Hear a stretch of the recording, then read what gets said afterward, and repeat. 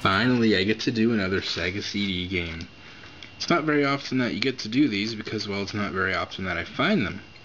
But today I found a copy of Rise of the Dragon. It cost me $3, and you know what? It's a pretty decent game, so let's check it out.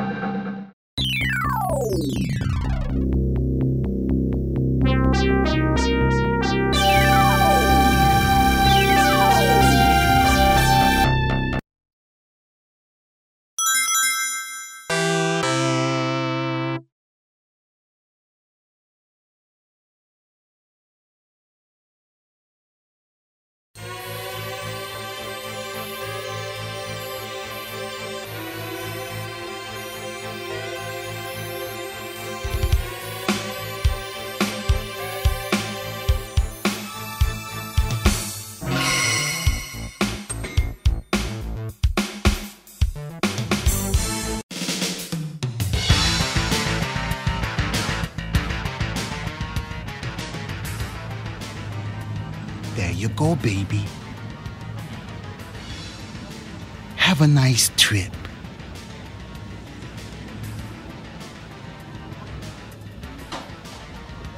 Hey, little friend. You got a good time for me?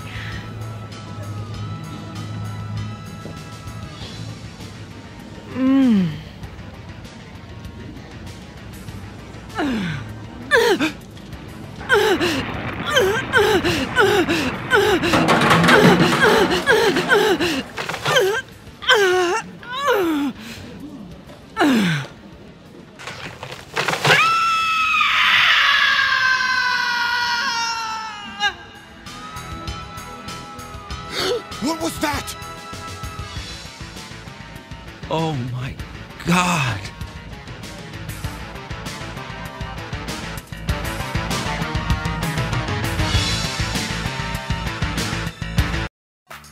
Alright, so here we go. Here's the start of the gameplay.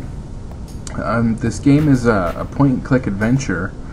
You could call it like a graphical adventure. And it's very similar to something like Snatcher or other games made by Dynamics, which is part of Sierra. Dynamics also made The Adventures of Willy Beamish, which is another game that I really like. And this plays very similar, although where The Adventures of Willy Beamish is comical and cartoony, this one's very dark. The storyline is inspired by the movie Blade Runner, and your character's name is Blade, so there's definitely no beating around the bush there. They were definitely inspired by the movie Blade Runner. And so yeah, the game, basically you point and click on everything, you pick up items. Here's your inventory. You bring up your inventory by pressing the A button, and that'll bring up the inventory at any time. As you can see, you have a gun, and you do use that in the later parts of the game. There are like actual, yeah, see there's the gun cursor there. I could shoot the computer, I guess, if I really wanted to.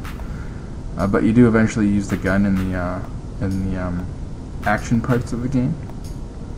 Once again, very similar to Snatcher. The gameplay and a lot of the stuff in this game is definitely similar to Snatcher. Snatcher was a game made by Konami. Came out in the late 80s on a variation of computers and also the PC Engine. It was also eventually ported to the SegaCD. It was one of the English versions that we got over here, is the SegaCD version. So if you're a SegaCD fan and you like these kind of games, then you've probably seen both. You're probably familiar with Snatcher, and like I said, this is somewhat similar to Snatcher. You basically move around from location to location trying to solve a mystery. You're like a detective, and you have a certain amount of time to beat the game. And you know, every time here you can see the map where you go from place to place, and of course every time that you go from one place to another, it wastes a lot of time. And like I said, there's a time limit on this game, so you got to be able to do everything within 3 days. So you spend a lot of time talking to people, as you can see here. And much like Snatcher, and of course most point-and-click adventure games, you do pick what you say. So sentences come up, and you know, depending on what you say is either going to help you or is going to get you in trouble. Now this game's pretty hard because it actually remembers what you've said, and you know, you can come back later in the game, and depending on how you talk to a character early in the game will affect how they treat you later in the game. And the downside is that you can actually screw your game over and make it unwinnable. Unlike most point-and-click adventure games, you know, if you're used to the LucasArts games and the Sierra games, you really can't die in those games. You can get stuck all you want, but you'll always be able to get unstuck. You'll always be able to figure something out. You're never dead. You never get screwed over. You never make a mistake and you can't finish the game. You'll never have to start over again. So, you know, it would suck in this if you got fired and because of something you did or said earlier in the game, you can't finish the game. So it's a little tricky in that regard. Of course, this is on the SegaCD, so it has the voice. This was originally for DOS. This was originally a PC game. And I don't think the DOS version had voice. Wasn't until they ported it to the SegaCD that they went all out with the full voice and everything. And I think that's the case with the Adventures of Willie Beamish as well, which is also, like I said, that's also a Dynamics game.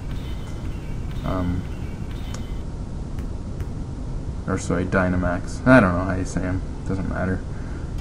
That's the same thing. It came out on DOS and I believe Amiga, like 3.5 floppy disk first, and then they did voice for the SegaCD version.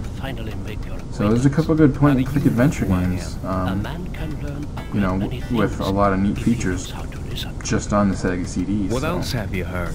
You know, if you're into these kind of games, the SegaCD was looked like it could have been a decent platform for you at the time.